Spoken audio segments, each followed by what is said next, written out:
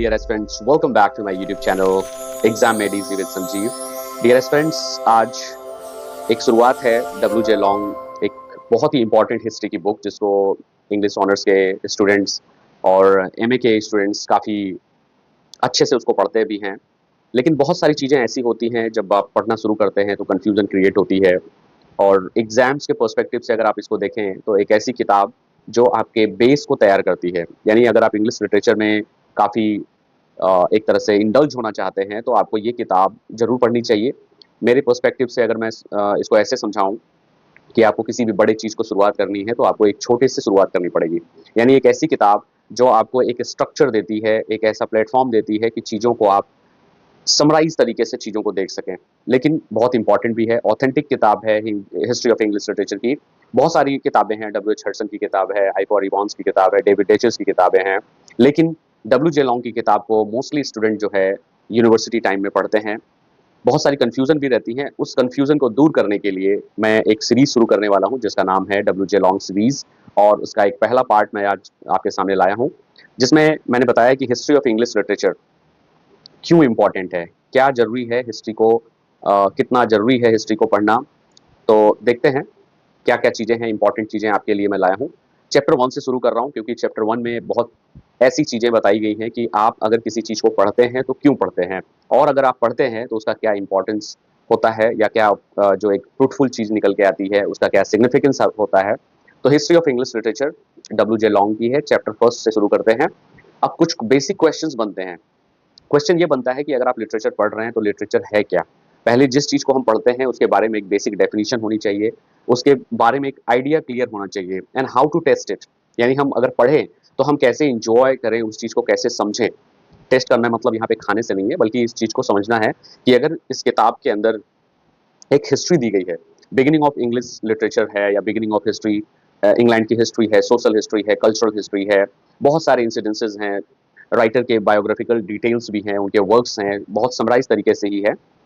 अब उसको टेस्ट कैसे करना है, and why we study it. हम अगर पढ़ें तो क्यों पढ़ें, क्या कारण है? तो पढ़ने के कई रीज़न हैं। एक तरह से हम समझ सकते हैं कि अगर हम इंग्लिश लिटरेचर के स्टूडेंट हैं और हम तैयारी करना चाहते हैं या चीज़ों को एक अलग नज़रिए से देखना चाहते हैं कि हिस्ट्री की शुरुआत कैसे होती है, who were the four fathers of English, like Anglo Saxons हैं, नॉर्मन्स हैं, and then before that how this the land of England was conquered by whom।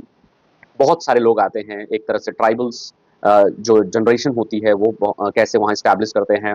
Roman उनसे पहले थे। तो एक बहुत ही लंबी हिस्ट्री है, उसको भी हम लोग देखते हुए चलेंगे नेक्स्ट पार्ट में।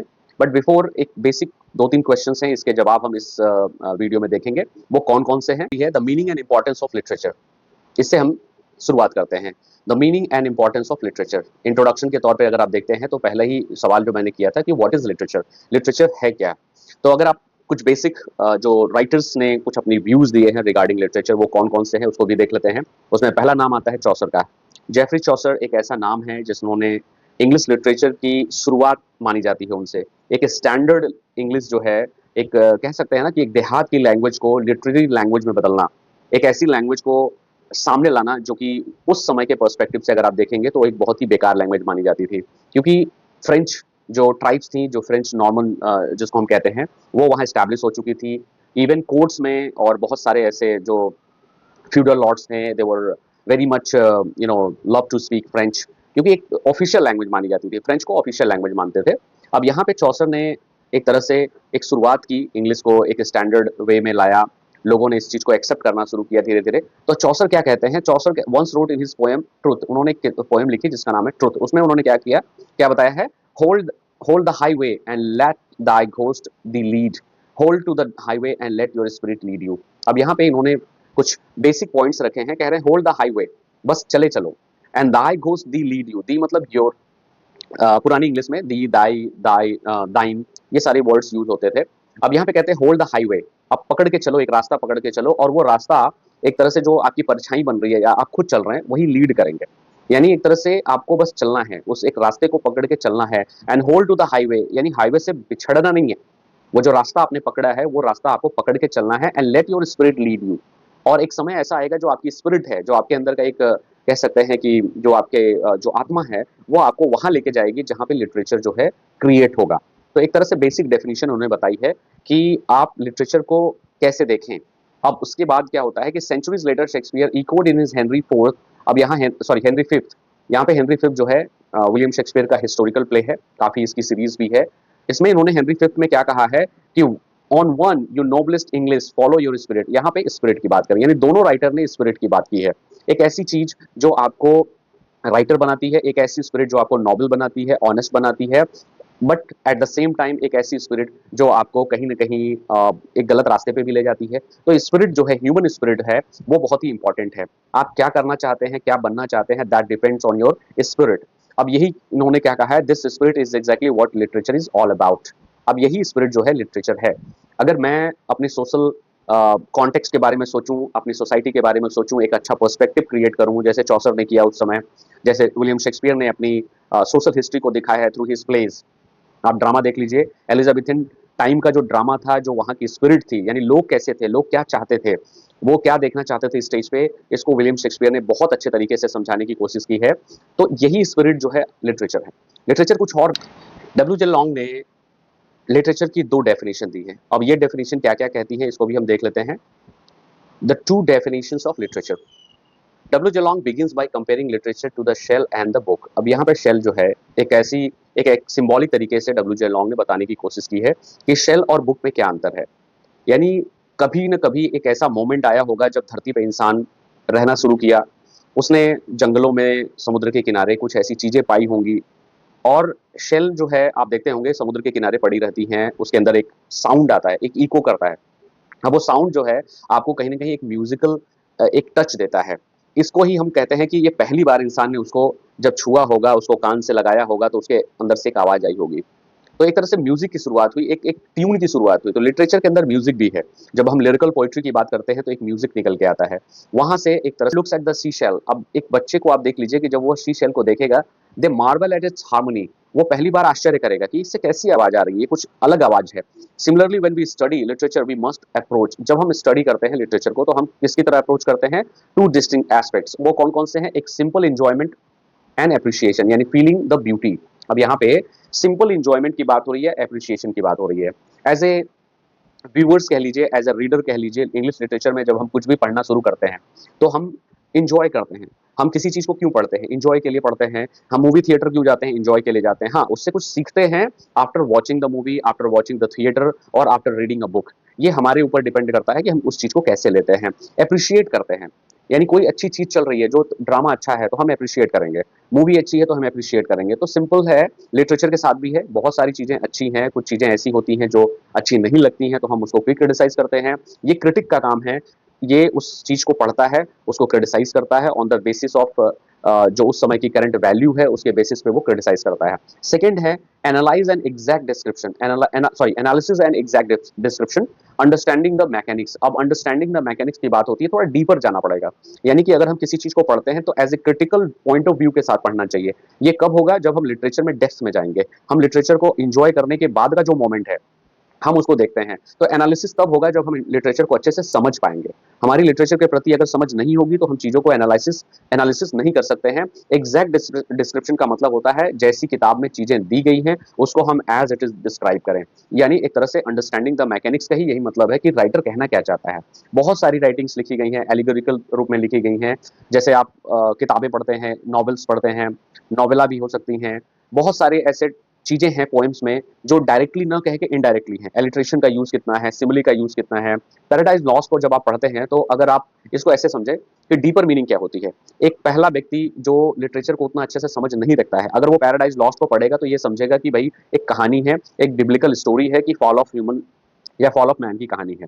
लेकिन जब आप डेप्थ में जाते हैं, जब आप लिटरेचर के स्टूडेंट रहते हैं और आप उस सोशल कॉन्टेक्स्ट को समझते हैं कि पैराडाइज लॉस्ट लिखी गई है, उसके पीछे मोटिव क्या है, क्यों जॉन मिल्टन ने बिब्लिकल रेफरेंस को लिया, ऐसा क्या था उसके अंदर जो उन्होंने बताने की कोशिश की है।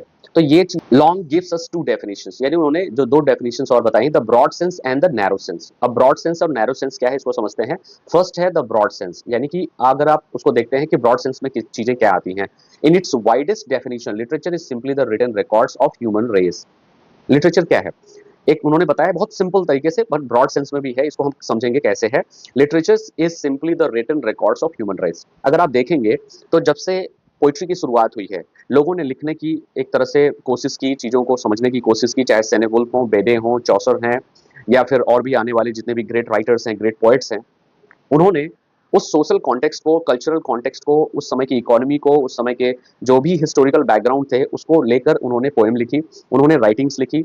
चाहे 17th सेंचुरी में देख लीजिए कि एसेस की शुरुआत होती है, कैसे रिचर्ड स्टिल एंड एडिसन ने एसेस के थ्रू जो है सोशल कॉन्टेक्स्ट को बताने की कोशिश की है with the help of different characters. तो अगर आप देखें तो एक तरह से ह्यूमन रिकॉर्ड है। बियोल्फ को आप देखेंगे, बियोल्फ एक ऐसी एपिक है मानी जाती है जिसमें हम देखते हैं कि उस समय के लोगों का टेस्ट क्या था, यानी वो किस में विश्वास करते थे, जो एक हाइपर रियलिटी थी या एक ऐसी रियलिटी जो कि इंसान से परे थी, लेकिन फिर भी उन्होंने लिखा। जो एपिक का जो बेसिक डेफिनेशन है ये नेचर है, तो कहीं ना कहीं ये बताने की कोशिश। अब जब चौसर को आप देखते हैं, उनके पोएम्स में देखते हैं, तो आप देखते हैं कि ड्रीम एलिगरी के थ्रू उन्होंने चीजों को समझाने की कोशिश की है। कैंटरबरी टेल्स क्या है? कैंटरबरी टेल्स एक्चुअली रिकॉर्ड ही है। एक पोर्ट्रेट गैलरी की तरह चौसर ने उस समय के कैरेक्टर को बताने की कोशिश की कि कैसे होते थे कैरेक्टर। कुछ फनी होते थे, कुछ सीरियस होते थे, कुछ करप्ट होते थे, कुछ बहुत ही वैलेंट होते थे। तो सबकी अलग अलग कैरेक्टरिस्टिक है। वो कौन है? वो ह्यूमन बींग्स हैं, यानी कि इंसान के बारे में ही लोग लिटरेचर लिखते हैं। आप डॉक्टर फॉस्टर्स को देख लीजिए। डॉक्टर फॉस्टर्स एक ऐसा कैरेक्टर है, रेनेसेंस नेचर या रेनेसेंस जो स्पिरिट है वो डॉक्टर फॉस्टर्स है। कैसे है उस चीज को समझिएगा कि डॉक्टर फॉस्टर्स के अंदर जो है नॉलेज की भूख है, थर्स्ट फॉर नॉलेज। उस समय का इंसान यही चाहता था कितना पढ़ ले, कितना जान ले, ये ह्यूमन जो हिस्ट्री है उसको जानने की पूरी कोशिश करता था। तो डॉक्टर फॉस्टर्स में क्रिस्टोफर मार्लो ने क्या दिखाया है? एक रिकॉर्ड बताया है कि उस समय का इंसान क्या सोचता था। ड्राइडन की बात कर लीजिए, ड्राइडन अपने बारे में लिखते हैं, उस समय के चीजों के बारे में लिखते हैं, या फिर किसी भी तरह की प्ले की शुरुआत होती है वो क्यों होती है, उसके पीछे का एक कॉन्टेक्स्ट है। तो एक तरह से ह्यूमन नेचर को ही उन्होंने पोर्ट्रेट किया है अपने नॉवेल्स में, अपने प्लेज में, अपने पोएम्स में। तो एक तरह से कह लीजिए कि ह्यूमन रिकॉर्ड है ह्यूमन रेस के बारे में। This include history. अब आप लिटरेचर में हिस्ट्री को भी पाएंगे, बहुत सारी ऐसी पोएम्स में जिसमें हिस्टोरिकल चीजों को लिया गया है। साइंस की भी बात होती है, पैराडाइज लॉस्ट में आप देखिए साइंस की बात होती है, गैलीलियो की बात होती है, टॉलमी की बात होती है। पोएम्स को देख लीजिए, जाहिर सी बात है पोएम्स एंड नॉवेल्स लाइक सब कुछ, यानी जितनी चीजें इसमें दी गई हैं, चाहे history, science, poems and novels, सब में एक ह्यूमन रेस की ही बात की गई है। आप विक्टोरियन नॉवेल्स को देख लीजिए, चार्ल्स डिकेंस के नॉवेल को आप जब पढ़ते हैं तो कोई और नहीं है, डेविड कॉपरफील्ड कौन है? डेविड कॉपरफील्ड उस समय का एक लड़का है जो कि सफर करता है पॉवर्टी से, जो कि उस समय की कंडीशन को दिखाया है इन्होंने। हार्ड टाइम्स में भी चार्ल्स डिकेंस ने दिखाने की कोशिश की है। दूसरा इन्होंने डेफिनेशन दी है द नैरो सेंस, यानी कि जो एक तरह से आर्टिस्टिक डेफिनेशन बताया है। नैरो सेंस को इन्होंने क्या बताया है? Artistic definition. But in A stricter sense literature is the artistic record of life. अगर आप नैरो सेंस में जाएंगे, यानी कि थोड़ा सा डीपर ही जाएंगे, तो आपको पता चलेगा कि लिटरेचर जो है आर्टिस्टिक रिकॉर्ड ऑफ लाइफ है। अब आर्टिस्टिक रिकॉर्ड क्या होता है कि अगर मैं एक पोएट हूं, मेरे अंदर एक म्यूजिकल सेंस है, चीजों को लिखने की कला है, कम शब्द में चीजों को मैं बता सकता हूं, तो मैं एक अच्छा पोएट बनूंगा। लेकिन अगर मैं फेलियर हूं, मेरे पास शब्द बहुत ज्यादा हैं लेकिन मैं लिख नहीं पा रहा हूं, तो मैं क्या लिखूंगा? एक ब्रॉडर सेंस में किसी चीज को समझाने की कोशिश करूंगा, तो वो क्या बनेगी? नॉवेल्स बनेगी। तो ये डिपेंड करता है आर्टिस्ट कैसा है। लिटरेचर के लोग जो हैं, लिटरेरी पर्सन्स, जो लिटरेरी फिगर्स हैं, जो जितने भी ग्रेट हैं, चाहे छोटे हों चाहे बड़े हों, सबने अपने अपने तरीके से चीजों को समझाने की कोशिश की है। चाहे आप जितने लोगों का नाम ले लीजिए, तो एक आर्टिस्टिक रिकॉर्ड ऑफ लाइफ है। वर्ड्सवर्थ को आप पढ़ते हैं तो वर्ड्सवर्थ ने क्या लिखा है? वर्ड्सवर्थ एक आर्टिस्ट की तरह है। उन्होंने नेचर को इस तरह दिखाया है जो इससे पहले आज तक लिटरेचर में कभी दिखाया नहीं गया था। जितनी चीजें उन्होंने बताने की कोशिश की है वो सारी चीजें पहले भी थी, वर्ड्सवर्थ के टाइम भी थी और आज भी है। तो ऐसा क्यों है कि वर्ड्सवर्थ जैसा कोई क्यों नहीं बन पाया? एक ऐसा आर्टिस्ट जिसने नेचर की सिंपलेस्ट थिंग को भी एक ऐसा प्रेजेंट किया है जिसमें हमें ब्यूटी नजर आती है, जिसमें हम true literature is an art form. अगर आप सच्चे लिटरेचर के बारे में बात करते हैं तो अच्छा लिटरेचर, जो सच्चा लिटरेचर है, वो एक आर्ट फॉर्म का पार्ट है। आप फ्रांसिस बेकन की बात कर लीजिए, उन्होंने आर्ट को कैसे दिखाया? उन्होंने एसेस के थ्रू और प्रैक्टिकल लाइफ को एफोरिस्टिक स्टाइल के थ्रू जो है उन्होंने चीजों को बताने की कोशिश की है।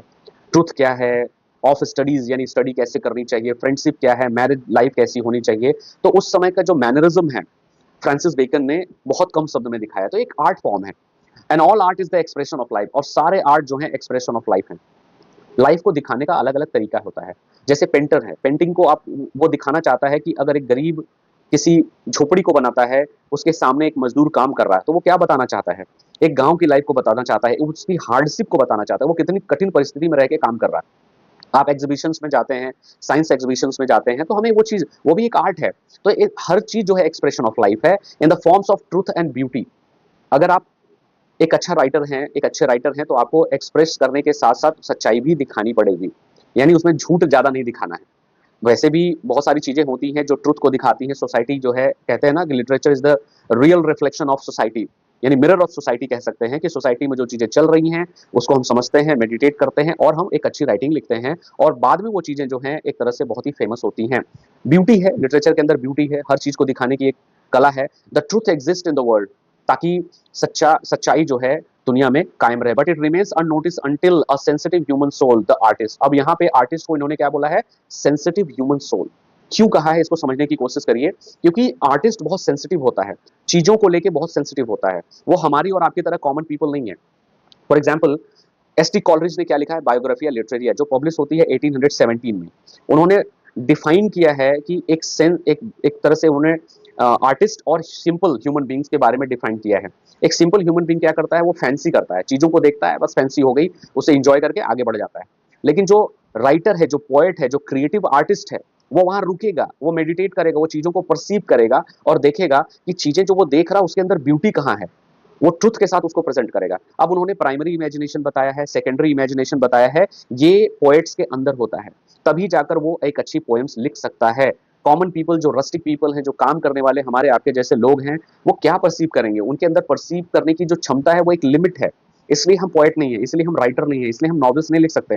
तो सीधी सी बात है, वो सेंसिटिव है, sensitive towards things, sensitive towards subject, sensitive towards nature, anything. तो यहाँ पे जो आर्टिस्ट है वो बहुत ही सेंसिटिव होता है, वो brings it to our attention, और यही आर्टिस्ट जो है हमें उस चीज को अटेंशन में लाता है। ये बताता है कि जो आप छोड़ के चले गए हैं उसके अंदर ब्यूटी थी।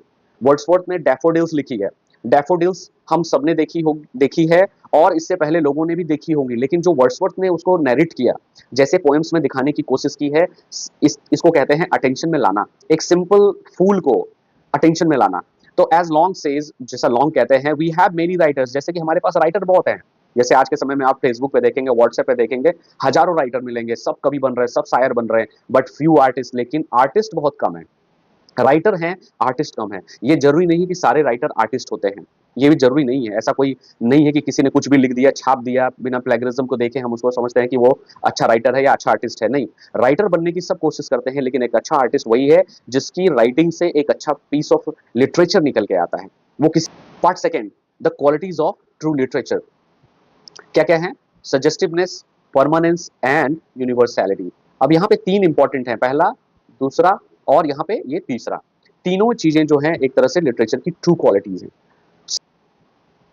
जो पहला है true qualities of true literature में सजेस्टिवनेस है, यानी emotions and imagination. Literature does not just give you raw data, literature आपको रॉ डेटा नहीं देता, यानी ऐसा नहीं है कि बस आपको क्रूड मटेरियल दे दिया। It appeals to your emotions and imaginations. जब आप उसे पढ़ते हैं तो आपके अंदर का एक इमोशंस जागता है और आप इमेजिनेशन वर्ल्ड में जाते हैं। जब आप हैमलेट को पढ़ेंगे, जब आप किंग लियर को पढ़ेंगे, जब आप ओथेलो को पढ़ेंगे, यानी कि ओवरऑल मैं कह लूं कि शेक्सपियर की 4 ग्रेट ट्रेजेडीज को पढ़ेंगे, या उनके ट्रेजिक कॉमी जो प्लेज हैं उसको आप पढ़ेंगे, तो आपके अंदर एक इमोशंस आएंगे। अब वो इमोशंस क्या हो सकते हैं, वो इमोशंस रोने वाले भी हो सकते हैं, हंसने वाले हो सकते हैं, या मिक्स्ड इमोशंस भी लोगों के अंदर आ जाते हैं। किसी कैरेक्टर से आप ज्यादा जुड़ने की कोशिश करते हैं, यानी आपको दया आएगी, और इमेजिनेशन जाहिर सी बात एक अलग संसार में आप चले जाते हैं। It suggest a deeper meaning. Long gives us 3 brilliant examples of this. अब उन्होंने क्या क्या एग्जांपल्स दिए हैं लॉन्ग ने, डब्ल्यू.जे. लॉन्ग ने अपनी बुक में। पहला उन्होंने बताया है कि व्हेन मिल्टन सेट इन, जब मिल्टन के सेटन एक कैरेक्टर है सेटन, वहां पे उन्होंने बताया सेटन क्या कहता, माई सेल्फ एम हेल। वो सेटन ने जो बातें कही हैं वो एक्चुअली किसने कही हैं, सेटन की बातें ही पैराडाइज लॉस्ट में कही गई हैं, और ये मिल्टन ने ही कही हैं। एज अ राइटर और एज एन आर्टिस्ट अगर आप मिल्टन को देखते हैं तो उन्होंने क्या क्या बताने की कोशिश की है। सेटन कहता है माई सेल्फ एम हेल, मैं ही हेल हूं, और मैं ही, मेरे अंदर जो कुछ है, अगर मैं किसी चीज को बुरा करता हूं तो मेरे साथ बुरा होगा, तो यही हेल है। हेल का मतलब एक जो है इमेजिनेशन है, जिसमें आप देखते हैं कि अगर आपकी गलत काम है, गलत डीड्स हैं, तो आपको गलती या आपके साथ गलत होगा इन फ्यूचर, यानी आपको भरना पड़ेगा, आपकी भरपाई आप ही करेंगे। It instantly evokes the agonising psychological state of damnation. आप ये सोचिए कि माई सेल्फ एम हेल, तो सेटन ने कहीं ना कहीं गलत किया, उसे रियलाइज होता है कि आज वो हेल में है, जहां स्वर्ग था, बहुत अच्छी चीजें थी, लेकिन वो थोड़ा सा विद्रोही हो जाता है, गॉड से वो विद्रोह करता है, और गॉड ने उसको हेल में भेज दिया, यानी धरती पे भेज दिया। अब वो अपने लोगों के साथ है, वहां वो चीजें उसे नहीं मिल रही, इसीलिए वो शायद कहता है कि माई सेल्फ एम हेल, यानी जो अच्छाई है मेरे अंदर है, बुराई ही मेरे अंदर है, तो उसकी भरपाई कोई और नहीं करेगा, उसको आपको झेलना पड़ेगा। एग्जाम्पल डब्ल्यू.जे. लॉन्ग देते हैं, when Marlowe's Doctor Faustus, most important, ये बहुत ही फेमस एग्जाम्पल है लिटरेचर में, डॉक्टर फॉस्टर्स का एग्जाम्पल काफी दिया जाता है। अगर आप रेनेसांस स्पिरिट की बात करते हैं, sees Helen of Troy, doctor Faustus play में जब डॉक्टर फॉस्टस अपनी सोल को बेचता है, यानी एक तरह से गिरवी रखता है, तो वहां पे क्या करता है कि हेलेन ऑफ ट्रॉय को वो देखना चाहता है। उसकी बड़ी तमन्ना थी कि वो हिस्टोरिकल जितने फिगर थे उससे वो बातें करे, उनसे मिले एंड आस्क। और वो कहता है, was this the face that launched 1,000 ships?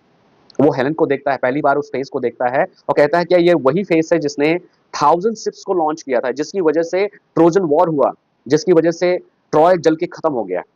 यानी एक ऐसा साम्राज्य जो कभी बहुत अच्छा था, बहुत ही अच्छे से रहते थे लोग, लेकिन वॉर की वजह से, एक लेडी की वजह से, ऐसा वो कहता है कि हेलेन ऑफ ट्रॉय को देखने के कि या ये वही फेस है जिसकी वजह से ये युद्ध हुआ, जिसमें एक्लीज और हेक्टर, पेरिस जैसे कैरेक्टर जो है मारे जाते हैं।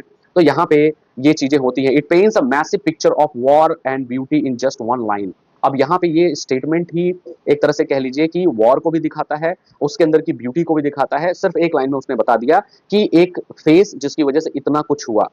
To province of art is not instruct to but to delight, यानी कि एक इंस्ट्रक्शन ही नहीं है बल्कि आपको लिटरेचर में डिलाइट भी मिलेगा, यानी इंस्ट्रक्शन के साथ साथ डिलाइट भी है। एक बोनेंजा ऑफर आप कह सकते हैं लिटरेचर के अंदर हमेशा मिलता है कि आपको डिलाइट के साथ साथ इंस्ट्रक्शन और इंस्ट्रक्शन के साथ डिलाइट दोनों चीजें रहती हैं। It causes each reader build a lordly pleasure house within their own soul, यानी कि आप अगर देखिए कि अगर एक ही किताब को 10 लोगों को दीजिए तो 10 व्यक्ति अलग अलग तरीके से चीजों को परसीव करेगा, उसे अलग अलग तरीके से देखने की कोशिश करेगा, सबके अपने अपने व्यूज हैं, पर्सपेक्टिव हैं।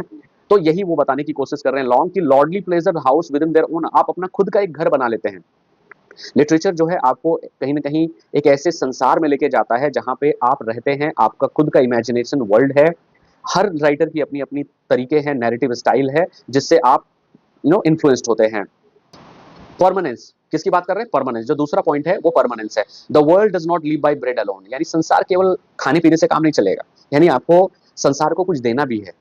अगर ऐसा होता तो बहुत समय से, यानी जब से ह्यूमन बींग्स की शुरुआत हुई है, मानव ने धरती पे रहना शुरू किया, केवल वो खाता पीता और रहता, यानी कुछ भी लिखा नहीं जाता, कुछ भी पढ़ा नहीं जाता, कुछ भी हमें ये नहीं पता चलता कि हमारे फोर फादर्स कैसे रहा करते थे, बिगिनिंग ऑफ हिस्ट्री हमें कैसी थी, लोग कैसे थे, उनका पहनावा कैसा था। तो ये सारी चीजें जो है हमें एक लिटरेचर ही देती है, एक रिकॉर्ड है। हिस्ट्री ह्यूमन रेस का रिकॉर्ड कहा जाता है, जैसा कि अभी बताया मैंने। एवर सिंस विलियम कैक्सटन, ये बहुत ही बड़ा नाम है, इंग्लैंड में प्रिंटिंग प्रेस लाने का जो कह सकते हैं कि श्रेय है वो विलियम कैक्सटन को दिया जाता है। Brought the first printing press, और इन्होंने पहली बार प्रिंटिंग प्रेस स्टैब्लिश किया 1476 में। 1476 में प्रिंटिंग प्रेस ये लाते हैं कहाँ? Flanders to Westminster Abbey 400 years ago, यानी आज से 400 साल पहले वेस्टमिंस्टर एबी में विलियम कैक्सटन ने प्रिंटिंग प्रेस को स्टैब्लिश किया था। Advertising books as good and cheap, जहां पे ये पहली बार ऐसा हुआ हिस्ट्री में कि किताबें कम पैसे में छपनी शुरू हुई और बहुत ज्यादा मात्रा में छपनी शुरू हुई। The world has been flooded with blood, sorry books, यानी कि दुनिया में एक तरह से बाढ़ आ गई किताबों की। So how does literature survive? तो लिटरेचर सर्वाइव कैसे हुआ? Long uses, W J long कहते हैं, ब्यूटीफुल मेटाफर्स लॉन्ग यूज करते हैं कि literature is like a river in flood, यानी लिटरेचर जो है एक रिवर के समान है फ्लड में। फ्लड में क्या होता है कि बाढ़ जब आती है तो सबको समेट कर ले जाती है, पानी गंदा हो जाता है। रिवर का पानी जो पहले अच्छा से था, साफ सुथरा था, जिसको लोग यूज कर सकते थे, लेकिन फ्लड में क्या होता है वो पानी गंदा हो जाता है, क्योंकि बहुत कुछ चीजें रहती हैं, सारे कचड़े रहते हैं। तो लिटरेचर जो है एक रिवर के समान है। अब कैसे है? As it flows it purifies itself in two ways, जैसे ही नदी बहती है, आगे बढ़ना शुरू करती है, वो अपने पानी को ही प्यूरिफाई करती है। वैसे ही लिटरेचर भी जो है, बहुत कुछ लिखा जाता है, बहुत कुछ सुना जाता है, समझा जाता है, लेकिन खुद को प्यूरिफाई करके हमारे सामने लाने का काम लिटरेचर करता है। जैसे रिवर जो है फ्लड में गंदी हो जाती है, लेकिन अपने पानी को कैसे साफ करती है। द हैवी मड सेटल्स, अब फ्लड में क्या होता है कि जो भारी भरकम मड है, जो जो कचड़ा है, वो नीचे बॉटम में बैठ जाता है, and superficial scum rises to top and washes away. और क्या होता है, जो चीजें हल्की होती हैं, जिसके अंदर उतना पावर नहीं होता है नीचे बॉटम में जाने का, वो फ्लड के साथ जो है बह के समुद्र में चली जाती हैं। तो बचता क्या है? Only the pure permanent water remains, जो प्योर है, जो परमानेंट है, जिसको हम यूज कर सकते हैं, वही बचता है, और वही रिवर है। तीसरा क्या है? The ultimate test, universality. अब यूनिवर्सैलिटी जो है, जो ट्रू लिटरेचर का एक तीसरा पार्ट है। True literature knows no nationality और boundaries except those of humanity itself. अब यहाँ पे लिटरेचर को आप बाउंड्री में नहीं रख सकते हैं। जैसे अगर आप क्रिकेट देखते हैं, आप उसको एंजॉय करते हैं, तो एक बाउंड्री होती है जिसमें हमें पता चलता है कि 4 है कि 6 है। लिटरेचर को आप बाउंड्री में नहीं रख सकते, यानी कि जो लिटरेचर साउथ अफ्रीका में लिखा गया, जो लिटरेचर ऑस्ट्रेलिया में लिखा गया, इंग्लैंड में लिखा गया, अमेरिका में लिखा गया, वो हम सबके लिए है। तो उसके अंदर एक यूनिवर्सैलिटी होती है, यानी ऐसा नहीं कि अगर साउथ अफ्रीकन कॉन्टिनेंट में कोई लिटरेचर लिखा गया है, जैसे चिनुआ अचीबे ने लिखा, तो क्या वो वहां के लिए नहीं, वो उसे हम भी पढ़ते हैं, हम इंजॉय करते हैं, हम उससे बहुत सारी चीजें सीखते हैं। तो ये बाउंड्री में नहीं रख सकते लिटरेचर को। अब आप ये कह लीजिए कि अगर इंडियन कॉन्टेक्स्ट में देखेंगे तो शेक्सपियर ने जो कुछ लिखा वो यहाँ के लिए एप्लीकेबल नहीं है, ऐसा नहीं है। हम पढ़ते हैं, इंजॉय करते हैं, बहुत सारे कैरेक्टर हैं, जैसे फॉलस्टॉप को हम इंजॉय करते हैं, हैमलेट को एंजॉय करते हैं, किंग लियर को एंजॉय करते हैं, बहुत सारे और भी छोटे छोटे कैरेक्टर हैं जिन्होंने प्रैक्टिकलिटी की बात की है। तो सब कुछ जो है यहाँ पे भी अप्लाई होता है। जो पोलोनियस के जो प्रैक्टिकल वैल्यूज हैं वो हम अपनी लाइफ में इंजॉय कर सकते हैं, जिसमें उन्होंने कहा कि frailty thy name is women, या फिर brevity is the soul of wit, यानी ये चीजें यहाँ पे भी एप्लीकेबल हैं, हम उसे अलग नहीं कर सकते हैं। It appeals to the widest human interest and simple emotions, whether it is the ancient Hebrew book of Job dealing with the strange phenomena of evil, or the tragic sorrow found in Greek literature Oedipus, English literature King Lear, the core human experience is universal. अब यहाँ पे बताया है कि अगर आप Greek literature पढ़ें, Roman literature पढ़ें, तो आपको वो चीजें आज भी अप्लाई कर सकते हैं अपनी लाइफ में, उससे कुछ सीख सकते हैं। किसी भी एपिक को आप पढ़ते हैं तो उसके अंदर की इमेजिनेशन को आप फील कर सकते हैं, उसकी इंटेंसिटी को आप फील कर सकते हैं। तो यहाँ पे चाहे एडिपस को पढ़ें चाहे किंग लियर को पढ़ें, दोनों ही ट्रेजेडी हैं, दोनों ट्रेजेडी से आप सीख सकते हैं। तो यही उन्होंने कहा है कि human experience is universal. Experience चाहे लिटरेचर में ग्रीक लिटरेचर का एक्सपीरियंस हो चाहे इंग्लिश एक्सपीरियंस हो, दोनों एक्सपीरियंस मैटर करते हैं और ये यूनिवर्सल होते हैं। पार्ट थर्ड में देख लेते हैं लॉन्ग क्या कहते हैं। स्टाइल एंड पर्सनालिटी की बात करते हैं। अब यहाँ पे स्टाइल और पर्सनालिटी क्या क्या है, तो स्टाइल इज द मैन, यानी कि स्टाइल ही ह्यूमन है, यानी मैन है। What is it? As a basic label, style is the adequate expression of thought or the peculiar manner of expressing thought. अब स्टाइल क्या है, जैसे बहुत ही लिटरल सेंस में मैं बोलूँ तो लोग कहते हैं बहुत स्टाइल में रहते हो, स्टाइल मारना होता है।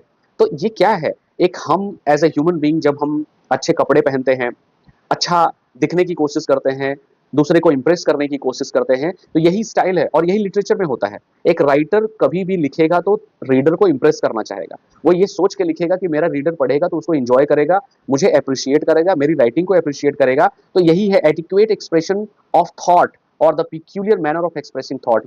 कहने का, बताने का, सोचने समझने का तरीका ही स्टाइल है, यही चीज होती है। But in a deeper and more profound sense style is the man, यानी कि हम ही स्टाइल हैं। यानी चाहे ह्यूमन बीइंग अमेरिका का हो चाहे किसी भी पार्ट का हो, वो एक तरह से स्टाइल के बारे में ही सोचता है। It is the unconscious expression of writers own personality. Writer जो है अपनी पर्सनालिटी को लेके ही वो लिखता है। लॉन्ग आगे लिखते हैं कि every permanent book is a mix of two thing. अब यहाँ पे इन्होंने कहा है कि जितनी भी बुक्स हैं, जो परमानेंट बुक्स हैं जिनको हम पढ़ते हैं लिटरेचर में, वो दो चीजों से बनी है। पहला क्या है, ऑब्जेक्टिव या यूनिवर्सल। पहली चीज इन्होंने बताई है ऑब्जेक्टिव या यूनिवर्सल।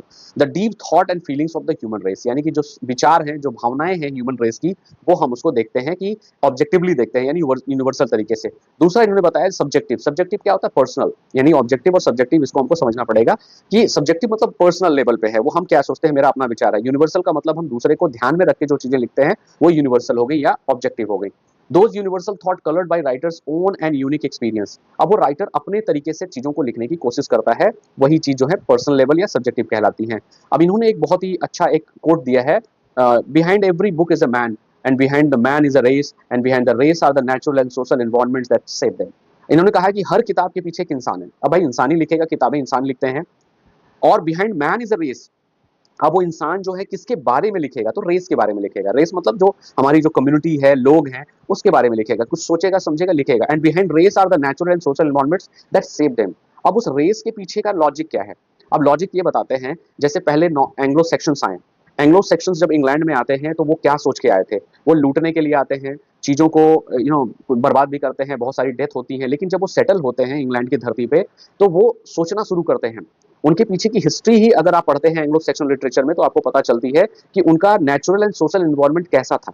आप एंग्लो सेक्शंस को गलत नहीं कह सकते क्योंकि उस समय का माहौल ऐसा था कि लोग जो है ट्राइबल वे में रहते थे, मारकाट करते थे, उनके अंदर कल्चर नहीं था, ऑनेस्टी अपने ट्राइब्स के प्रति थी, दूसरे के लिए नहीं थी। तो वो वॉर्स लड़ा करते थे। तो यही चीज होती है कि नेचर एंड सोशल एनवायरनमेंट जो है वो रेस को शेप देता है, एक आकार देता है, और उस आकार में हम देखते हैं कि हम लिटरेचर को कैसे पाते हैं। लॉन्ग आगे लिखते हैं वाई स्टडी लिटरेचर। हम लिटरेचर को क्यों पढ़ें, लिटरेचर वर्सेस हिस्ट्री, यानी लिटरेचर और हिस्ट्री को अगर आप कहीं ना कहीं कंपेयर करें, अगर आप वर्सेस हैं तो दोनों के कंपेयर करने की जरूरत है कि लिटरेचर भी हिस्ट्री का ही पार्ट है, यानी कि हिस्ट्री में जो चीजें होती हैं वो लिटरेचर में इंक्लूड होती हैं, और हिस्ट्री कैसे लिटरेचर से अलग है। तो हिस्ट्री क्या करती है, history records man's deed and outward actions. इंसान के जो एक्शंस हुए हैं, जो भी कुछ हुए हैं, वॉर्स हुए हैं, कैसे वो रहते थे, सब हिस्ट्री के अंदर हमको मिलता है। लेकिन लिटरेचर क्या करता है, लिटरेचर थोड़ा अलग है। लिटरेचर हिस्ट्री को एक बहुत अच्छे तरीके से परोसता है। यानी अगर आप कह लीजिए एक सादी दाल है जो हमारे थाली में है, और हमें भूख लगी है तब भी हम खा लेंगे, वो तो सही है। लेकिन अगर हम अच्छे से खाएँगे, 1-2 रोटी ज़्यादा खाने की अगर हमारी इच्छा होती है, कब? जब दाल में तड़का हो, यानी थोड़ा घी और बहुत सारी चीज़ें इंग्रीडिएंट्स डाल के हम दाल को एक तड़के के रूप में परोसते हैं और हम ज़्यादा रोटी खाने की कोशिश करते हैं। तो लिटरेचर वो तड़का वाली दाल है और हिस्ट्री केवल वो सादी दाल है। तो लिटरेचर क्या करता है? Man's dreams and inner spirit, वो लोगों के सपने और स्पिरिट को दिखाने की कोशिश करता है। कहीं न कहीं वो हिस्ट्री को ही दिखा रहा, लेकिन विद द हेल्प ऑफ कह सकते हैं कि एक फिगर ऑफ स्पीच का यूज़ करके या फिर एक अच्छा नैरेशन यूज़ करके, कैरेक्टर को थोड़ा-सा कॉमिक करके, सीरियस करके, फिलॉसफी को इंक्लूड करके, तो बहुत इंग्रीडिएंट्स होते हैं लिटरेचर के अंदर। This brings us to ultimate object of studying literature to know man man is a dual creature. इंसान जो है 2 तरीके का, वो एक तरीके से नहीं सोचता है। An outward nature and inner nature, यानी कि एक तरह से बाहर का कैसा वो दिखता है और अंदर कैसा है। तो ज़ाहिर-सी बात है, हम सोशल लाइफ में अलग हैं, पर्सनल लाइफ में अलग हैं। सेम यहाँ पे ये लॉन्ग बताना चाहते हैं। Take the Anglo Saxon as an example. अगर आप एंग्लो सेक्शन को एक एग्जाम्पल के तौर पे देखते हैं, if you read their history, they learn they were sea rovers, pirates, explorers and heavy drinkers. Anglo Saxon, अगर आप हिस्ट्री के बारे में देखें तो एंग्लो सेक्शंस क्या थे? वो समुद्री यात्राएं करते थे और पायरेट्स थे, लुटेरे थे, एक्सपोजर्स थे एंड हैवी ड्रिंकर्स थे, पीते थे रहते थे हमेशा अपने को, क्योंकि लड़ने के लिए हमेशा तैयार रहते थे। उनके अंदर एक लड़ाकू जो एक स्पिरिट होती है वो जो हमेशा थी। You learn about their Havells and lands they plundered, जहां उन्होंने लूट की, उनके आप औजार देखिए, ऐसे ऐसे औजार थे कि सर जो है एक बार में खत्म हो जाएगा। तो क्या हम एंग्लो सेक्शंस को इस बेसिस पे ही कंपेयर कर सकते हैं? नहीं, हमें उनको एक अलग पर्सपेक्टिव से देखना पड़ेगा, उस टाइम को और कॉन्टेक्स्ट को ध्यान में रखना पड़ेगा, तब हम लिटरेचर को, उनके समय के लिटरेचर को हम एंजॉय कर सकते हैं। But they weren't just brutal food butters, यानी कि लॉन्ग कहते हैं कि आप एंग्लो सेक्शंस को केवल एक ऐसा मार काट करने वाला इंसान नहीं देख सकते हैं। दे वर ह्यूमंस लाइक अस, वो भी हमारी तरह इंसान थे। To truly understand that we must read their literature, अगर हमें उन्हें समझना है तो उनके लिटरेचर को समझना पड़ेगा। History records their but literature records the dream that made those deeds possible. Literature क्या करता है? उनके रिकॉर्ड्स को, उनके ड्रीम को रिकॉर्ड करता है। लिटरेचर इंसिडेंट्स को रिकॉर्ड करता है, बट सॉरी, हिस्ट्री उनके रिकॉर्ड्स, उनके जो वॉर है उसको रिकॉर्ड करता है। लिटरेचर उनके ड्रीम्स को, वो क्या सोचते थे, उनका, उनकी थिंकिंग क्या थी, वो ऐसे क्यों थे, वो सारी बातों को अगर आपको आंसर पाना है तो आपको लिटरेचर, उस समय के लिटरेचर को पढ़ना पड़ेगा। दैट्स व्हाई एरिस्टोटल, इसलिए Aristotle was profoundly right when he said, Aristotle शायद सही है according to W J Long, कि poetry is more serious and philosophical than history. तो पोएट्री को एरिस्टोटल ने बहुत ज्यादा प्रेज किया है, जिसमें वो कहते हैं कि poetry is more serious, poetry के अंदर एक सीरियसनेस हिस्ट्री से भी ज्यादा है, एंड फिलोसफी भी उसके अंदर हिस्ट्री से ज्यादा है। तो पोएट्री को एरिस्टोटल ने जो है काफी अप्रिशिएट किया है। This is also why German writer Goethe explain literature. Goethe जो है एक जर्मन राइटर, वो क्या कहते हैं? The humanization of the whole world. Literature क्या है? Humanization of the whole world है, पूरे पार्ट फिफ्थ में देख लेते हैं क्या है? द इंपॉर्टेंस ऑफ आइडियल्स, यानी आइडियल्स, जो हमारे आइडियल्स जिसको हम कहते हैं, वो क्या क्या है, उसका क्या इंपॉर्टेंस है? Love, faith, duty, friendship, freedom, reverence. Ultimately literature matters, यानी कि लिटरेचर अल्टीमेटली मैटर्स करता ही है, हम सबकी लाइफ में लिटरेचर है। अगर आप न्यूज़पेपर भी पढ़ते हैं तो वो भी पार्ट ऑफ लिटरेचर है। आप उसको देखिए कि कैसे चीजें लिखी जाती हैं। जब आप मीडिया में जाते हैं, चाहे इलेक्ट्रिक है या प्रिंट मीडिया है, सब में लिटरेचर ही है। अगर एक एंकर जो है चीजों को थोड़ा सा क्यूरियसली ड्रिवन वे में प्रेजेंट करता है, चीजों को आर्टिस्टिक वे में प्रेजेंट करता है, तो वो लिटरेचर है, क्योंकि हम इंजॉय करके देखते हैं। अगर वो बोरिंग तरीके से चीजों को प्रेजेंट करेगा तो शायद हम उसे नहीं देखेंगे। तो लिटरेचर जो है मैटर तो करता ही है हमारी लाइफ में। Preserve the ideals of people, लोग जैसे थे, उनके आइडियल्स, उनकी मोरालिटी, उनकी ऑनेस्टी, उनकी वे ऑफ लाइफ, थिंकिंग कैसी थी, ये सब कुछ हमें लिटरेचर में मिलता है। आइडियल्स लाइक, अब वो कौन कौन से हैं? लव, किस तरह के वो प्यार करते थे, उस समय कैसे लोग रहते थे, या उनका अफेक्शन जताने का तरीका कैसा था, फेथ क्या था, ड्यूटी कैसी थी, फ्रेंडशिप कैसी थी, फ्रीडम क्या था, and reverence as the part of human life most worthy of being saved. The ancient Greek, Hebrew and Romans were marvellous civilisations. अगर आप ग्रीक सिविलाइजेशन या हिब्रू जो राइटिंग है, जो लैंग्वेज है, या रोमन्स की जो सिविलाइजेशन है, वो सारी सिविलाइजेशंस ग्रेट हैं, क्योंकि उनके अंदर लिटरेचर था। उन्होंने अपने लिटरेचर के थ्रू अपने सिविलाइजेशन को प्रिजर्व किया। What made them great and valuable to future generation wasn't their wealth but their ideals preserved in their literature. अगर आप देखेंगे तो हर सिविलाइजेशन अपने अपने तरीके से वेल्थ को कलेक्ट करता था। वो कैसे रहते थे, यानी आप उनकी अमीरी में ना जाइए, उनके वेल्थ के बारे में ना जाइए, वो कितने रिच थे, राजा कितना रिच था। अल्टीमेटली उनकी जो रिचनेस है वो लिटरेचर है। अगर बियोल्फ के बारे में जानना है, मेटामॉर्फोसिस के बारे में जानना है, एनियड के बारे में जानना है, तो आपको उनके लिटरेचर को पढ़ना पड़ेगा। टू कंक्लूड दिस वीडियो, यहाँ पे देखते हैं, to wrap it all up into a one perfect वे।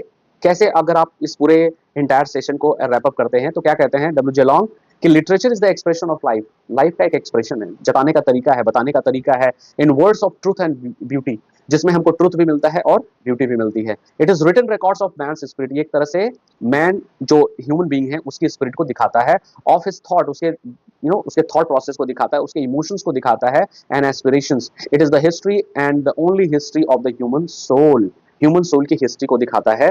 आप चाहे बिगिनिंग कर लीजिए मिडिल एज से, रेनेसेंस टाइम, या जितने भी एज में जितने भी राइटर हुए जिनकी राइटिंग्स को अगर आप देखते हैं, समझते हैं, तो आपको पता चलेगा ह्यूमन सोल के बारे में ही लिखा गया है। चाहे सोशल कॉन्टेक्स्ट में हो, कल्चरल हो या इकोनॉमिकल हो, जो भी है सब कुछ जो है ह्यूमन सोल की ही बात होती है। तो यहाँ पे ये हमारा सेशन खत्म होता है। आई होप कि आपने इसको एंजॉय किया होगा और चीजों को समझा होगा। तो नेक्स्ट पार्ट में मिलते हैं, डब्ल्यू जे लॉन्ग सीरीज का सेकंड पार्ट।